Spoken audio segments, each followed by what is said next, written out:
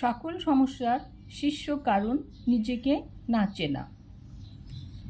অনেক অনুসন্ধান করে জানা গেল যে জগৎ সংসারে যা কিছু সমস্যা তার সবচেয়ে বড় কারণ হচ্ছে ব্যক্তির নিজেকে না চেনা।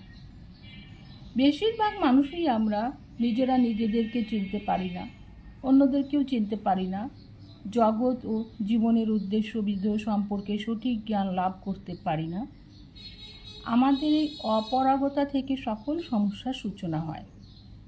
একটু ভাবলেই দেখা যাবে যে পৃথিবীর মানুষেরা বিভিন্ন ভাষাভাষী হলেও একটু চেষ্টা করলেই একে অপরকে বুঝতে পারে, অন্তত আমি কি চাই, তুমি কি চাও, সে কি চায়।